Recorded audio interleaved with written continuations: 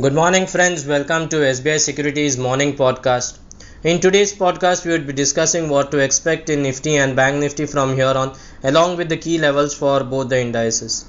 We'll also be discussing on the key sectors and stocks that we should be focusing for the day and the next few trading sessions. In trade on Friday, despite the profit booking in the second half of the session, Nifty managed to end the week 2.35% higher, while Sensex inched up 1.9% in the green.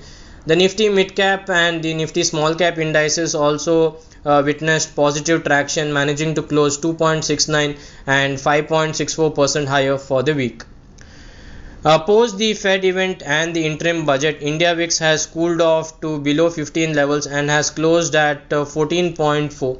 Going forward, the key levels to watch would be 13.5, 14, below which if India VIX sustain, it could once again re-enter its old trading range of 12.5 to 15. This would be positive from the overall structure of the markets. Coming to the macro factors, over the past few sessions, the dollar index has broken out of the consolidation and has inched up to 104.10 levels, while the US 10-year bond yields too have gained strength, retesting 4.1%. Meanwhile, Brent crude has once again re-entered its tight trading zone of $75 to $78 a barrel, post inching up to $82 a barrel in the last few weeks following the Red Sea issue. The movement of Brent crude needs to be carefully monitored, with it being one of the most important macro variables from the Indian market context. A quick check on the global markets. The S&P 500 recorded a gain of 1.38% in the last week, forming a robust candlestick pattern on the weekly charts. Its key moving averages are in rising mode and in the desired sequence. Going ahead, till the index is trading above the levels of 4,850, it can trend towards 5,150 followed by 5,300 in the short term. Coming to Nifty, going ahead, the zone of 21,680, 21,710 is poised to serve as a crucial support for the index.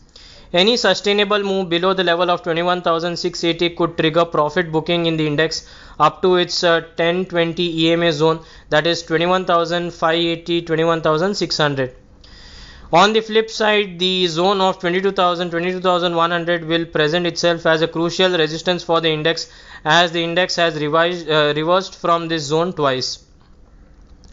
A quick check on the OI data. Nifty PCR is currently at 0.85.